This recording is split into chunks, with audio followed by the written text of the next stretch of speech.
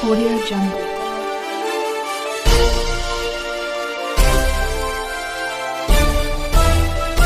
Audio Jungle.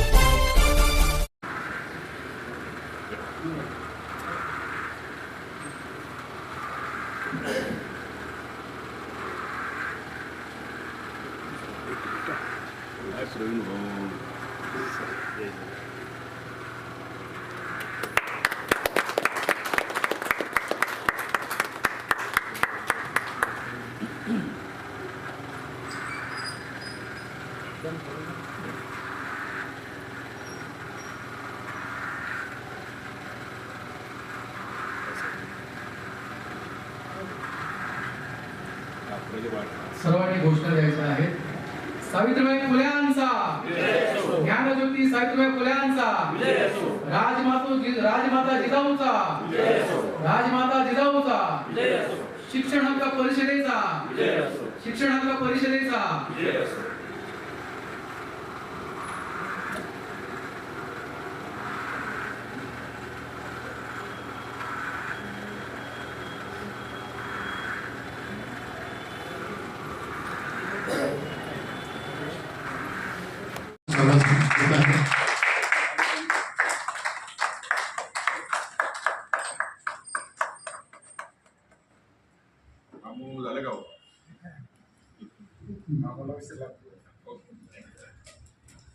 Pravinji Kadam सरांचा सत्कार गोरख पाटील आणि विष्णू बिरादार सर करतील. प्रवीणजी कदम सरांचा सत्कार सर्वांनी गोरख पाटील सर आणि विष्णू बिरादार सर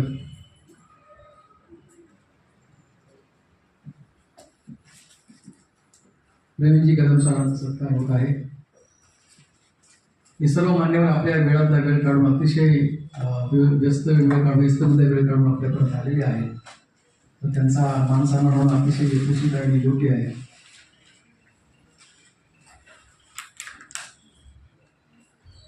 जोरदार काळ आपण लावले त्यांच्यासाठी.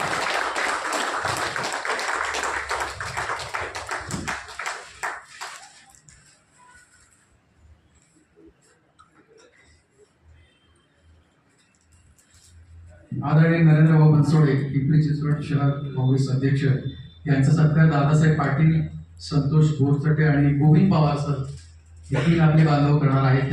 त्या तिघांच्या विचारमंचावर यायचा आहे. नरेंद्रभाऊंचा सत्कार करायचा आहे. अतिशय तरुण, तडफदार, अभ्यासू आणि वर्कशॉप विशेषतः घेणारा आणि कार्यकर्ता आणि अभ्यासू कार्यकर्ता तयार करणारा हा एक वेगळं नेतृत्व आपल्या पिंपरी चिंचवड मिळत आहे.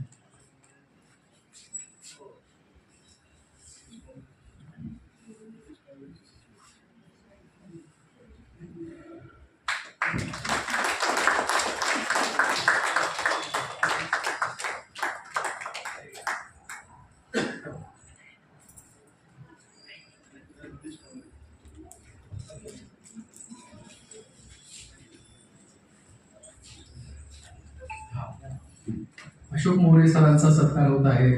गजानन बिरादार सर आणि अश्विनीताई पाटील त्यांचा सत्कार करतील. मोरे सर.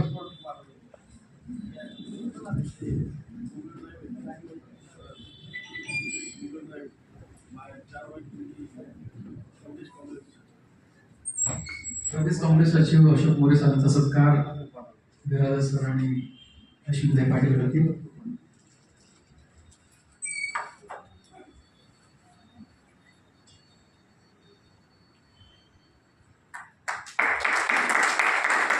जोरदार बँडमध्ये स्वागत होते. संजय जाधव सरांचा सत्कार गजानन बिरादारच करतील. संजय जाधव सरांचा सत्कार.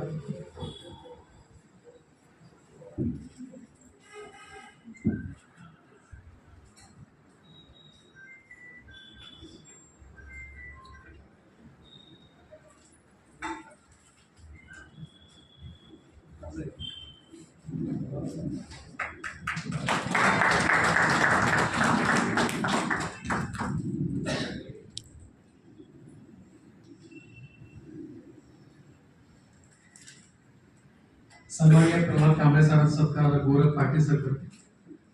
प्रल्हाद कांबळे सरांचा सत्कार गोरख पाटील सर करतील.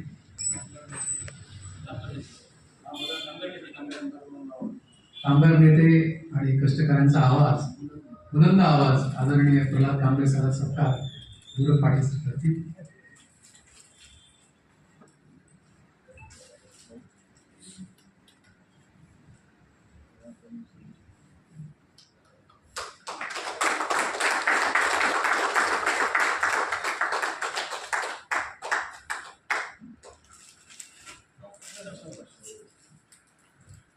आदरणीय गिरीश जाधव सरांचा सत्कार अमित मोरे सर करतील. गिरीश जाधवचा सत्कार अमित मोरे सर करतील.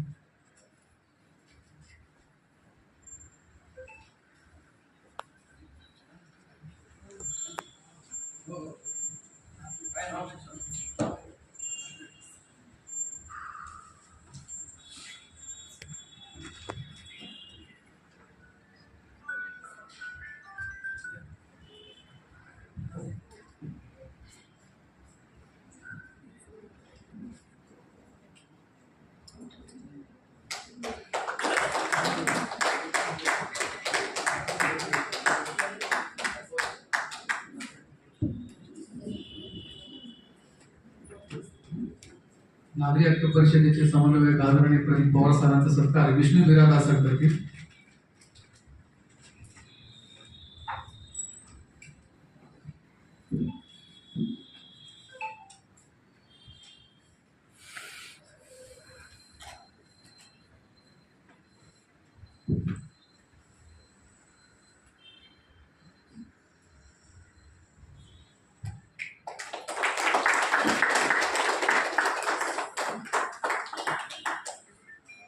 आदरणीय हेमंत पवार सरांचा सत्कार सन्माननीय आपले हेमंत मोरे सरांचा सत्कार छावा मराठा दिवस महासंघाचे मान्यश्री धनाजी वेळकर पाटील सर संस्थापक अध्यक्ष करतील. हेमंत मोरे सर सर पुढे या सर इथं मला सदस्य छावाचा सदस्य केला तरी चालतंय. पुढे नाही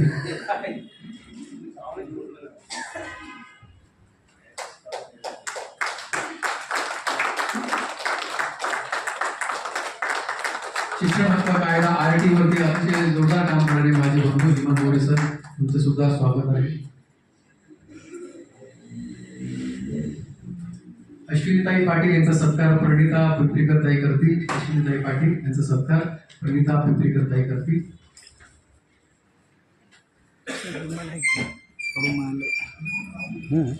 रुमाल थँक्यू.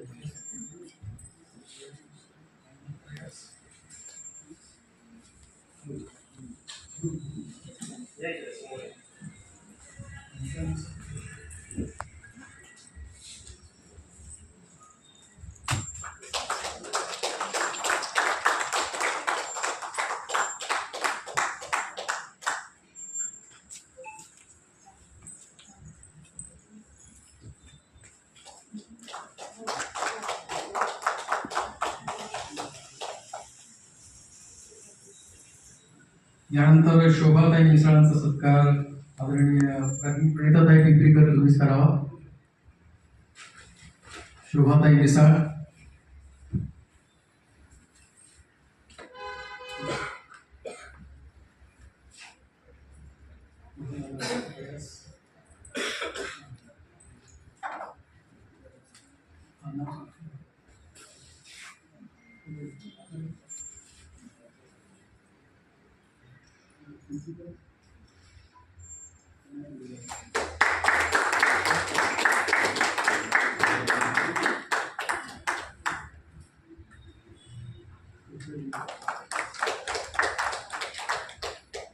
प्रणिता पिंपरीकर ताई तुमचा सत्कार रोकड्याताई करतील अशी मी विनंती करतो. प्रणिताताई पिंपरीकर ताईंचा सत्कार रोकड्याताई तुम्ही विचारमंचावर यावं आणि ताईंचा सत्कार करावा.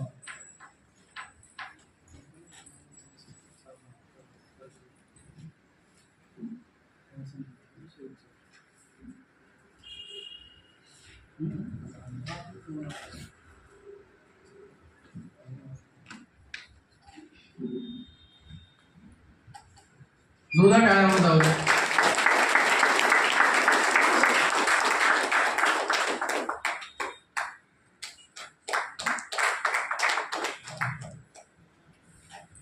आणि ज्यांच्यामुळे आज शिक्षण हक्क परिषद आपल्या आपल्या समोर दिसते आहे किंवा अतिशय महत्वाचा समाजातला महत्वाचा मुद्दा लोकांसमोर आणलाय, जनजागृती करताय, ते आदरणीय आपले मित्र अर्थात छावा मराठा महायुवा संघाचे मान्यश्री धनाजी गोळकर पाटील सर यांचा सत्कार त्यांचे छावा संघटनेचे पदाधिकारी करत आहेत. सर्वांनी मंचावर यायचं आहे.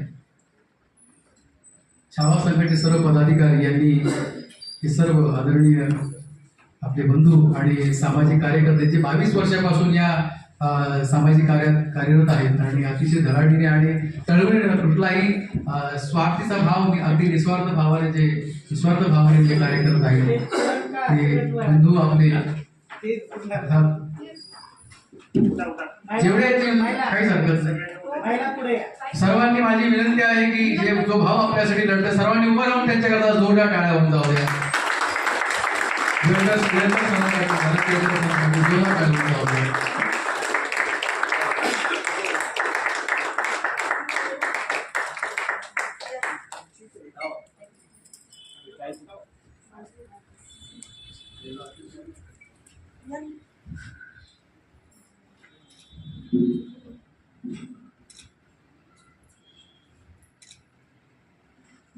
जय जिजाऊ, जय शिवराय, छत्रपती शिवाजी महाराज की जय.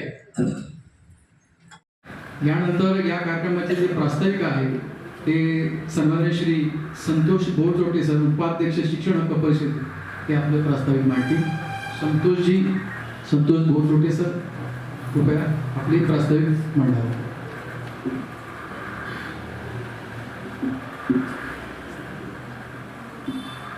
सर्वप्रथम सर्वांना नमस्कार, जय महाराष्ट्र. आदरणीय कार्यक्रमाचे सन्माननीय उद्घाटक माननीय श्री रविभाऊ लांडगे, महापौर पिंपरी चिंचवड महानगरपालिका, तसेच कार्यक्रमाचे अध्यक्ष माननीय श्री मानवजी कांबळे सर, अध्यक्ष नागरी हक्क सुरक्षा समिती, तसेच माननीय श्री धनाजी गोळकर पाटील सर, संस्थापक अध्यक्ष छावा मराठा युवा महासंघ, तसेच गिरीश जी जाधव सर, उपाध्यक्ष शिक्षण हक्क परिषद महाराष्ट्र राज्य, तसेच माननीय संजय जाधव साहेब, प्रदेशाध्यक्ष छावा मराठा युवा महासंघ, तसेच व्यासपीठावरील सर्व मान्यवर आणि माझ्या पालक मित्रांनो, सर्वांचे आपल्या शिक्षण हक्क परिषदेमध्ये सहर्ष स्वागत करतो. आज आपण इथे शिक्षण हक्क परिषद महाराष्ट्र राज्याच्या माध्यमातून एकत्र आलेलो आहोत. कारण याचं एकच आहे की शिक्षण हा आपला हक्क आहे, जो की दया किंवा भीक नाही. महात्मा फुलेंनी म्हटलं आहे, विद्येविना मती गेली, आणि डॉक्टर आंबेडकर यांनी सांगितलं आहे, शिक्षित बना, संघटित व्हा, संघर्ष करा. तसेच आपल्या सावित्रीबाई फुलेंनी त्यांच्या शब्दात सांगितलं आहे की शिक्षण हा अधिकार आहे, दान नाही. आज महाराष्ट्रात शिक्षणाची परिस्थिती पाहिली तर पालक म्हणून आपल्या मनात अनेक प्रश्न आहेत. म्हणूनच शिक्षण हक्क परिषदेने आपल्या महत्त्वाच्या काही मागण्या मांडल्या आहेत. त्यामध्ये सर्वात महत्त्वाचं म्हणजे समान आणि दर्जेदार शिक्षण. आज आपण पाहतो की सर्व CBSE शाळांमध्ये NCERT अभ्यासक्रम सुरू करावा. दरवर्षी अभ्यासक्रम बदलून ही पालकांची मुलांची दिशाभूल करणारी एक व्यवस्था आहे. म्हणून जी CBSE शाळांमध्ये NCERT बंधनकारक करणं गरजेचं आहे, जेणेकरून जी पालकांची आर्थिक लूट होते ती थांबेल आणि आपली माय मराठी सुद्धा वाचेल. दुसरी सर्वात महत्त्वाची मागणी म्हणजे शोषणमुक्त शिक्षण. शाळांनी पुस्तक, वही असेल, गणवेश असेल, शालेय साहित्य असेल, हे एक व्यवसाय म्हणून विक्री करू नये किंवा वाढीव वृत्तीने विक्री करू नये. तसेच अनेक शाळांमध्ये आपण पाहतो की जी फीवाढ होते ती कोणत्याही शासनाच्या नियमाप्रमाणे किंवा नियमाला धरून होत नाही, तर ती नियमाला धरून व्हायला पाहिजे. त्याच्या अतिरिक्त त्याच्या नावाखाली कोणतीही फी आकारू नये. आणि तसेच दुसरी अजून एक महत्त्वाची मागणी म्हणजे सुरक्षितता आणि पारदर्शकता. प्रत्येक शाळेत पोस्को कमिटी झाली पाहिजे, प्रत्येक वर्गात CCTV असावा, जी आजच्या शिक्षण व्यवस्थेत किंवा आजच्या पद्धतीमध्ये खूप महत्त्वाचा विषय आहे. तसेच प्रत्येक शाळेची वेळोवेळी तपासणी व्हावा, ती CBSEच्या बोर्डाकडून असेल किंवा गव्हर्नमेंटच्या अधिकाऱ्याकडून असेल, हे खूप महत्त्वाचं आहे. तसेच सर्व मुलांना म्हणजे जो RTIचे विद्यार्थी असेल, तो अगदी सर्वात महत्त्वाचा विषय म्हणजे RTIचे जे विद्यार्थी आहेत. आज आपण पाहतो की आरटीच्या विद्यार्थ्यांना अनेक शाळांमध्ये दुय्यम दर्जा दिला जातो, अजूनही त्यांच्यासाठी वेगळे वर्ग बनवले जातात. हे अत्यंत चुकीचं आहे. म्हणून हे कुठेतरी थांबलं पाहिजे आणि समान दर्जा म्हणून जे बाकीचे मुलं आहेत त्यांच्याबरोबर त्यांना शिक्षण मिळावं ही अतिशय प्रमुख मागणी आपल्या संघटनेमार्फत आपण करत आहोत. आणि कारण तसेच या विद्यार्थ्यांसाठी जो शिक्षणासाठी गव्हर्नमेंटकडून निधी येतो तर तो निधी शाळांना टाइमवरती भेटला पाहिजे. कारण तो निधी टाइमवरती न मिळाल्यामुळे आज आपण पाहतो की त्याचा अतिरिक्त ताण सामान्य पालकांवर होतो. त्याच्यामुळे हे कुठेतरी थांबलं पाहिजे. शाळांनाही त्यांचा निधी गव्हर्नमेंटकडून वेळेवर मिळावा ही एक आपली प्रमुख मागणी आहे. तसेच सर्वात महत्त्वाचा मुद्दा म्हणजे मराठी शाळाही वाचली पाहिजे. आणि कारण आज आपली मराठी शाळा म्हणजे आपल्या रूढी परंपरा जर कोण वाचवत तर ती आपली मराठी शाळा आहे. म्हणून आपली सर्वात महत्त्वाची मागणी जी आहे तर सीबीएसईच्या शाळा ज्या आहेत त्या मराठी शाळांमध्ये सुद्धा यायला पाहिजे ही अतिशय प्रमुख मागणी आहे आपली. आणि मित्रांनो, शिक्षण हेच खरे शस्त्र आहे. या शस्त्राने आपली पुढची पिढी घडते आणि सक्षम बनणार आहे. म्हणून शिक्षण हक्क परिषदेचा एकच उद्देश आहे, गुणवत्तापूर्ण शिक्षण, पारदर्शकता आणि शिक्षण सर्वांसाठी समानताने उपलब्ध व्हायला पाहिजे. शेवटी एकच बोलेन, शिक्षण वाचवा, भविष्य घडवा, तरच आपला देश घडेल. जय हिंद, जय महाराष्ट्र. धन्यवाद.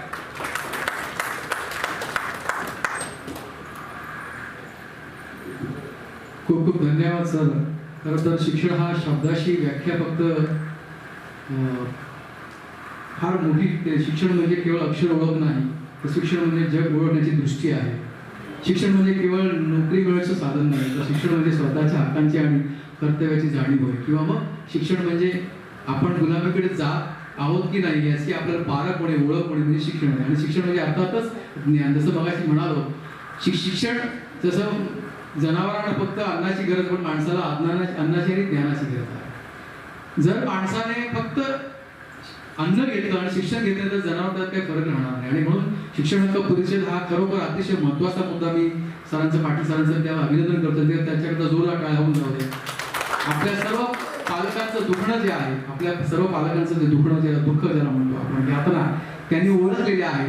आणि जो सर्वसामान्यांच्या दुःख यातना होतो त्याला खरा मी लीडर किंवा खरा नेता म्हणतो. खरोखर सर तुमचं अभिनंदन करतो. माझी विनंती आहे की तुम्ही याविषयी तुमची प्रमुख भूमिका मांडा की शिक्षण हक्क परिषद सादर किंवा कार्यक्रम पुढे आणण्याचा मात्र तुमचा हेतू नेमका काय असावा. Please sir.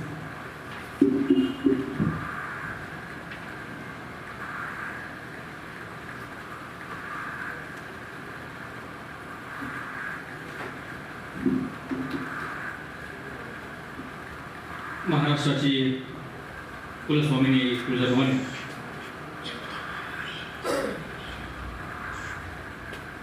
स्वराज्य प्रेरिका राजमाता राष्ट्रमाता माता जिजाऊ,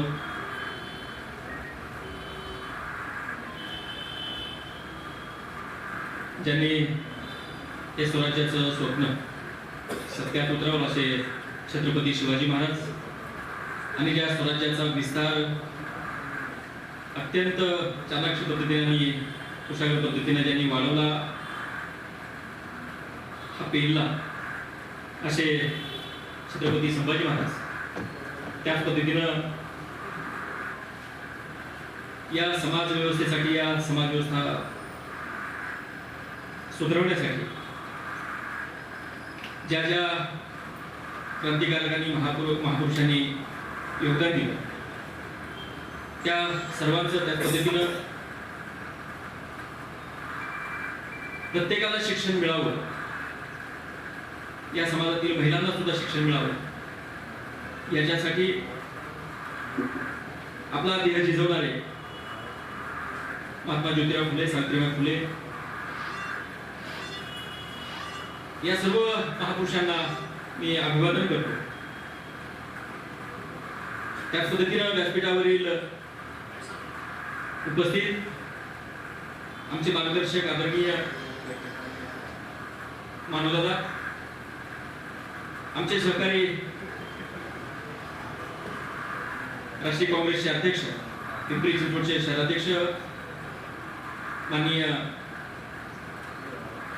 नरेंद्रजी बनसोडे सर, त्याच पद्धतीनं युवकांचा खरा चेहरा म्हणून ज्यांची ओळख आहे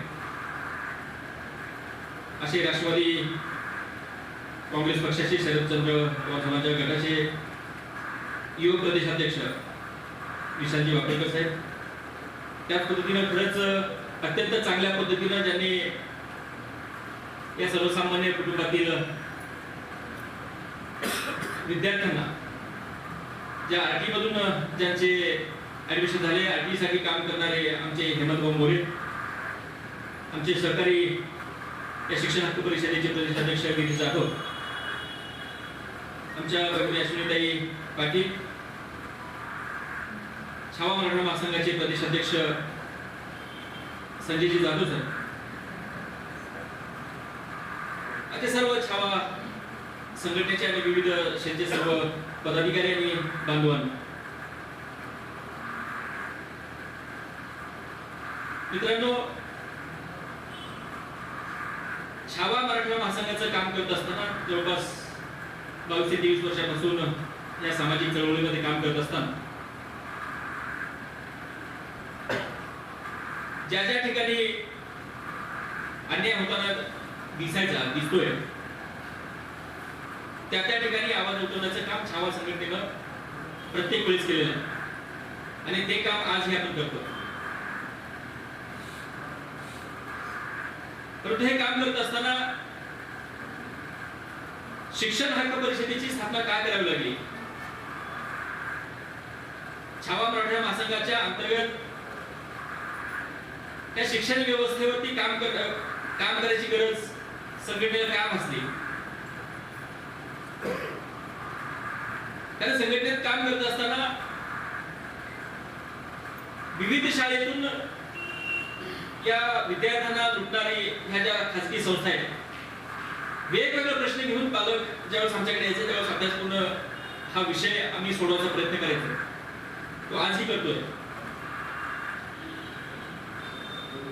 ही अत्यंत मोठ्या प्रमाणामध्ये हे चालणारी लूट आहे.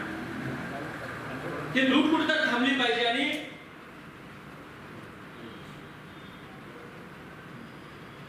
ज्या शिक्षणावरती आपल्या पालकांचा खर्च होतोय,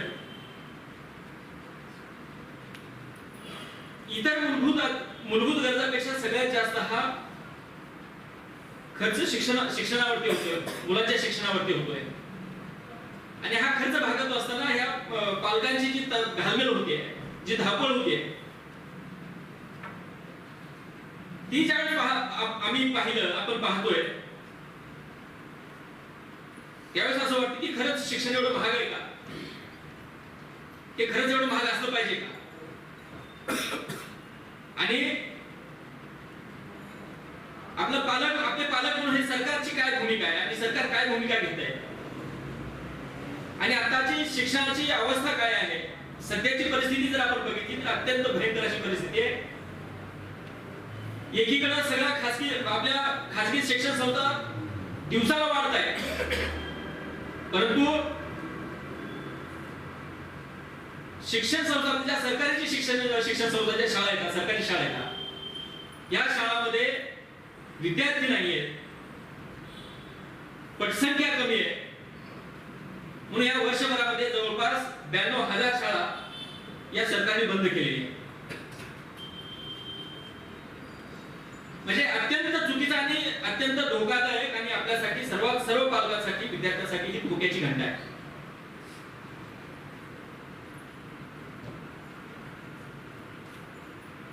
त्याचं कारण काय आम्ही ऑब्झर्व करतोय. या शिक्षण हक्क परिषदेची घोषणा केल्यानंतर त्यावेळेस सोशल मीडियाच्या माध्यमातून ज्यावेळेस म्हणजे लोकांच्या समोर गेलो, आम्ही चर्चा करत होतो, म्हणजे आपल्यावर अन्याय काय होतोय मला ते एकदा सांगायचं आहे. आपल्या पालकावर अन्याय काय होतोय? कारण कुठलाच पालक या प्रश्नाच्या विरोधामध्ये बोलायला तयार नाही, आवाज उठवायला तयार नाही. ही शिक्षण व्यवस्था म्हणजे तोंड दाबून मुक्याचा मार झालेला आहे. कारण पालकांना ही भीती असते की एखाद्या शाळेमध्ये त्यांच्या लक्षात येते ही शाळा मला लुटते. या डोनेशनच्या माध्यमातून असेल, ही जी अनियमित फीस आहे, जी बेकायदेशीर फीस आहे, जे कोणत्याही शासन नियमाप्रमाणे ही कुठलीच शिक्षण संस्था चालत नाही, कुठलीच. आणि त्याला पूर्णपणे संबंधित शिक्षण विभागाचे सगळे अधिकारी त्या गोष्टीला मदत करतात. जणू की हे शिक्षण विभागातली माझा स्पष्ट आरोप आहे या खात्यावरती. याच लोकांनी काय या खरंच सरकारी शाळा बंद करण्याचाच खेळ करून घेतलाय अशी परिस्थिती आता सध्या निर्माण झालेली आहे. कारण एखादा पालक आम्ही ज्यावेळेस म्हणजे शाळांची आम्ही ज्या चुकीच्या पद्धतीने ज्या शाळा वागतायत त्या शाळांचा आम्ही फॉलोअप घेत असताना त्या अधिकाऱ्याकडे फॉलोअप घेत असताना एखाद्या पालकांना ज्यावेळेस आम्ही अर्ज करायला सांगतो अशा पद्धतीने त्या पालकाला ट्रीटमेंट दिलं जातं. तो न्यायासाठी जो पालक त्या ठिकाणी गेलेला आहे त्याची व्यवस्था त्यांनी अशी बनवली आहे. इथल्या शिक्षणाधिकाऱ्यांना सांगायचं की संचालकाचं नाव सांगायचं, संचालकांना सांगायचं उपसंचालकाचं नाव सांगायचं. प्रत्येकाने एकमेकाच्या जबाबदाऱ्या दुसऱ्यावर ढकलायच्या. पालकांनी 4-8 दिवस 10 दिवस पळायचं, त्यांना समजून जायचं हे काय आपल्या हातातलं काम नाही. हा अन्याय आपल्याला सहन करावा लागणार आहे. आपली या लोकांची आपण विरोध करू शकणार नाही, या लोकांशी आपण टक्कर देऊ शकणार नाही.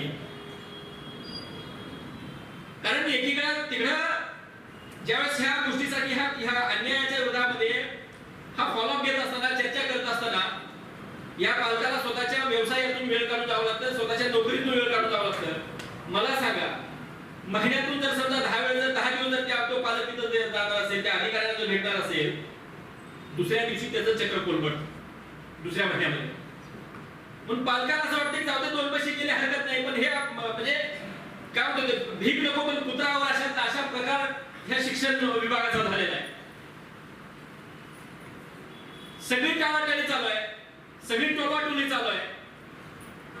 आणि या माध्यमातून फक्त या शिक्षण संस्थांच्या खाजगी शिक्षण संस्था आहेत यांना पाठीशी घालणं, त्यांच्याकडनं हप्तेखोरी करणं, अत्यंत नीच आणि अत्यंत घाणेरडे प्रकार हे चालत. आणि या ठिकाणी सर्वसामान्यांना बेटी झाल्याचं लुटण्याचं काम या दोन्ही संस्थांच्या माध्यमातून चालू आहे.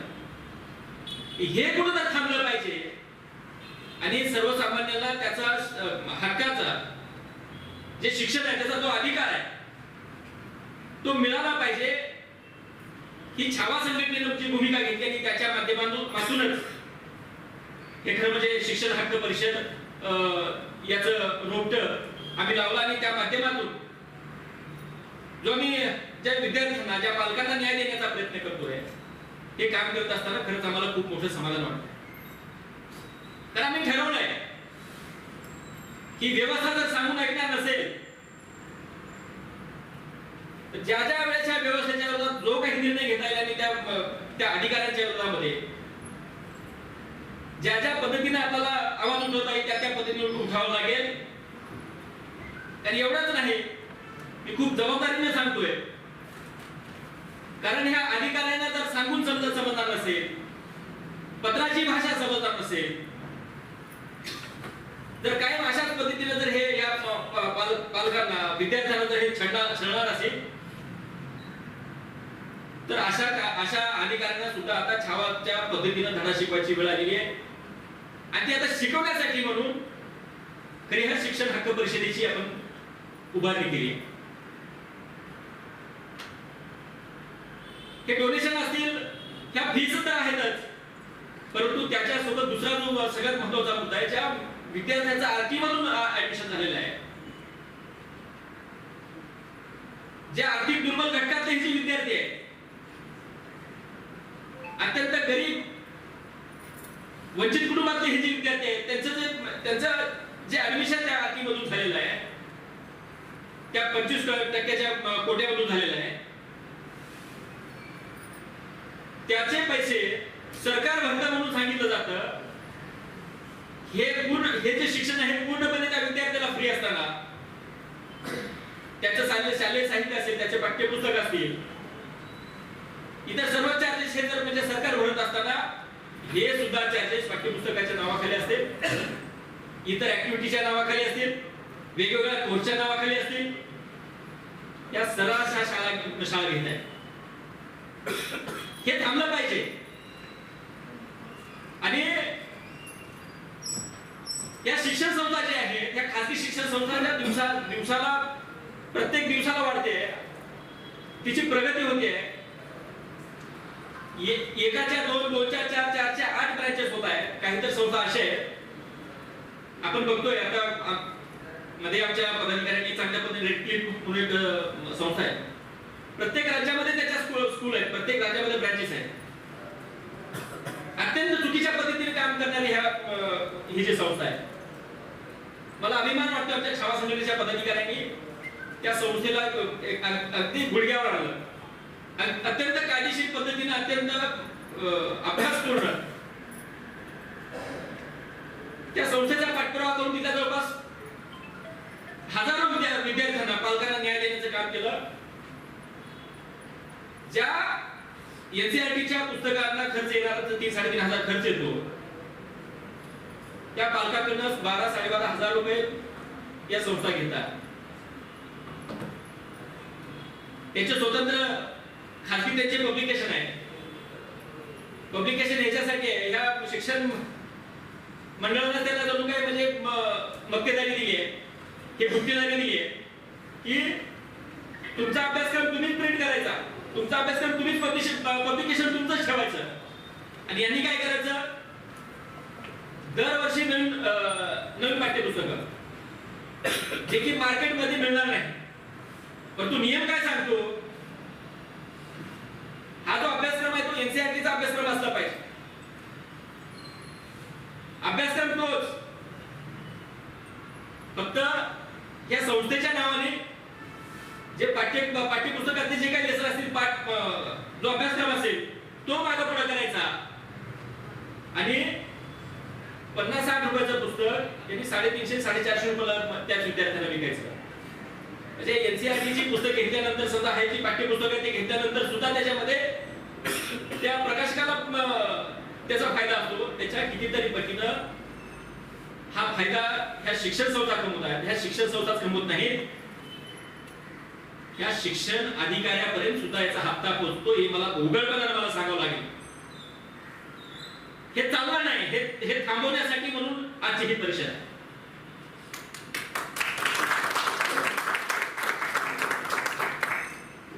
कारण हे जे व्यवस्था या पद्धतीने चालू आहे, हे जे शिक्षण जे खातं आहे, एखादी कंपनी, साधं उदाहरण आहे, 92,000 शाळा जर या देशामध्ये बंद पडताय, याचा अर्थ विद्यार्थी नाही येत असेल तर नाही. जर सरकारी शाळा बंद पडतात आणि या खाजगी शाळा जर वाढताय, याची कारणं जर शोधली आपण, तर या सरकारी शाळांमध्ये ज्या सुविधा, ज्या भौतिक सुविधा आहेत त्या कुठल्या पद्धतीने दिल्या जात आहेत, आणि या खाजगी शाळा आहेत याची जी तुलना, आणि पालकांचा जो दृष्टिकोन आहे, त्या पालकांच्या दृष्टिकोनाचा आपण कधी विचार केलाय का? हे सरकार म्हणून, ही व्यवस्था म्हणून पालकांची काय भूमिका आहे, पालकांची काय मागणी आहे, हा विचार होणं गरजेचं असताना पालकांना जर शिक्षण, समजा इंग्लिश मीडियमचं जर शिक्षण त्यांना पाहिजे असेल, कारण बाहेरच्या जगामध्ये इंग्लिशचं जेवढं महत्व दिलं जातं, शिक्षण मातृभाषेत मिळालं पाहिजे तर 100% मिळालंच पाहिजे. मराठीमध्ये मराठीचा प्रत्येकाला अभिमान वाटणं, असणं, ते असलाच पाहिजे. परंतु ह्या बाकीच्या जी गोष्टी आहेत, ज्या पालकांचा जो कर तुम्हाला तुमच्या लक्षात आला पाहिजे, या शिक्षण व्यवस्थेच्या लक्षात आला पाहिजे, आणि त्या पद्धतीने आपल्या शिक्षण व्यवस्थेमध्ये बदल करणं हे सरकार म्हणून आणि हे व्यवस्था म्हणून त्यांचं असताना ते मात्र करायचं नाही. या विद्यार्थ्यांना ज्या काही सेवा सुविधा लागणार आहे, ज्या भौतिक सुविधा लागणार आहे, आपण प्रत्येक जण बघतोय. आज आपल्या ज्या जिल्हा परिषदेच्या शाळा असतील, ज्या अनुदानित शाळा आहेत, त्या शाळांची काय अवस्था आहे आपण प्रत्येक जण आपण सोशल मीडियाच्या माध्यमातून बघतो, आपल्या गावात बघतोय. शाळांची छत गळत आहे, प्यायला पाणी नाहीये, स्वच्छ पाणी नाही.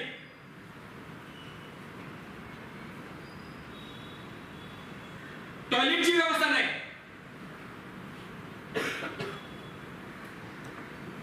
त्या शाळेमध्ये लॅब नाहीये, कॉम्प्युटर लॅब नाहीये आणि अभ्यासक्रमामध्ये तर पूर्णपणे तफावत आहे. ज्या इंग्लिश स्कूलमध्ये जर समजा एनसीईआरटीचा जर अभ्यासक्रम लागू केला जातोय, तो जर अभ्यासक्रम समजा जिल्हा परिषदेच्या शाळेमध्ये जर दिली आणि मराठी ही सगळ्या शाळेमध्ये कंपल्सरी आहे. हे काय छोटे मोठे बदल करून ह्या जर व्यवस्था सुधारली तर 100% सुधरू शकते. परंतु हे सरकारला सुधारायचं नाही. ही व्यवस्था जर सुधारली तर सत्तेत बसलेल्या लोकांचे पाय कोण चेपणार, त्याची झेंडे कोण घेणार आहे, त्याचा प्रचार कोण करणार आहे, त्यांची हुजरीगिरी कोण करणार आहे. त्याच्यामुळे जाणीवपूर्वक ह्या सरकारनं हा जो डाव रचलाय की जी शिक्षण व्यवस्था अशा पद्धतीने बनवायची की ज्याच्याकडे पैसा आहे तोच शिकेल. आणि एवढं शिकून सुद्धा शेवटी ऐन वेळेला पेपर फोडीचं प्रकरण सुद्धा याच्याच यंत्रणेतून घडताय. म्हणजे कुठल्याच गोष्टीची जबाबदारी न घेणारे हे सरकार आहे. फक्त सरकारलाच बोलून चालणार नाही तर मला पालकांना सुद्धा बोलायचंय, आपल्या सगळ्यांना सुद्धा बोलायचंय, कारण आपण सुद्धा आपली जबाबदारी विसरत चाललोय.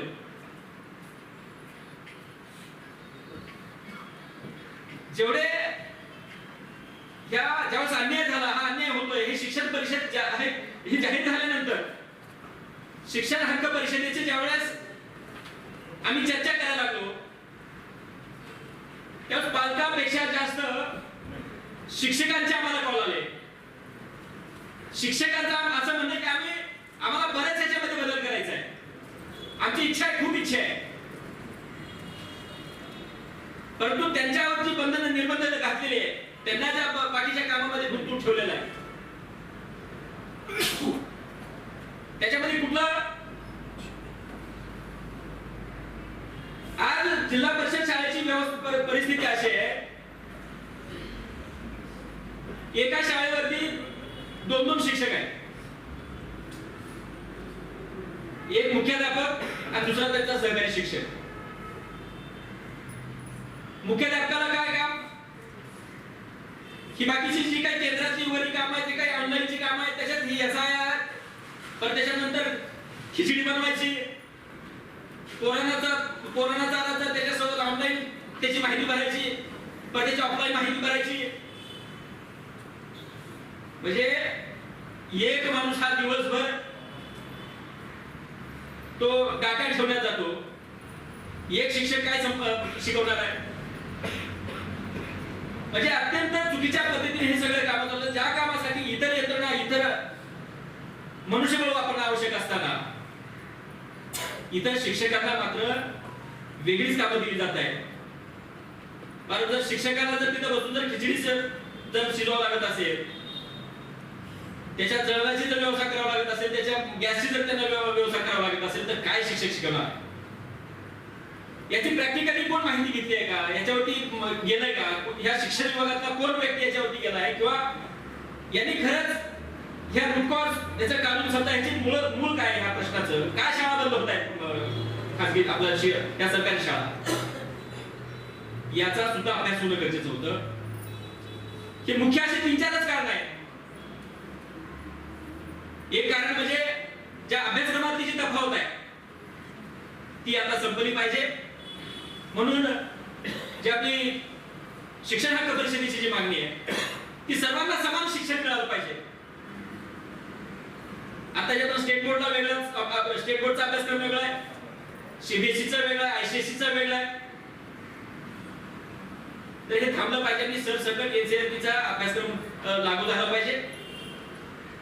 सगळ्यांना समान, ज्यावेळेस समान एकत्र समान परीक्षा घेतली जाते, स्पर्धा परीक्षा घेतली जाते, तर त्याचप्रमाणे अभ्यासक्रम सुद्धा समान असला पाहिजे. अशा जवळपास आपल्या 11 याचे ठराव आहेत, आपल्या त्यानंतर आपण घेऊयाच. पण हे जर थांबवायचं असेल तर प्रत्येक पालकांनी मनावर घेतलं पाहिजे की माझ्या ज्या पाल्यावरती, माझ्या मुलावरती जो अन्याय होतोय तो अन्याय सहन करण्याचा हा प्रत्येक शाळा, प्रत्येक खाजगी शाळा की आपल्या पाल्यावर अन्याय करते, आपल्या मुलावर अन्याय करते. फक्त त्या भीतीपोटी जे की मी जर या प्रश्नाच्या विरोधात जर बोललो तर माझ्या मुलाला कुठेतरी टार्गेट केलं जाईल, माझ्या मुलाला कुठेतरी बोललं जाईल. ही जी भूमिका आहे, ही जी भीती आहे ही आपण टाळलं पाहिजे. आणि आपण या संघटनेच्या माध्यमातून हे जे प्रश्न आहे या ज्या म्हणजे फीस असतील, त्या जे साहित्य आहे आपलं शिक्षण साहित्य आहे याची जी काय कंपन्सेशन आहे केलेलं, तर हा जो सिलेबस आहे या सिलेबसच्या माध्यमातून आपण याचा कंटिन्यू आपण पाठपुरावा करणार आहोत आणि लोकांना, या पालकांना, या विद्यार्थ्यांना न्याय देण्याचं काम या ठिकाणी आपण करतोय. आणि प्रत्येक शाळेमध्ये जे पीटीए मेंबर आहेत त्याच पद्धतीनं शिक्षण हक्क परिषदेची आपली टीम असेल, प्रत्येक शाळेमध्ये आपली कमिटी असेल.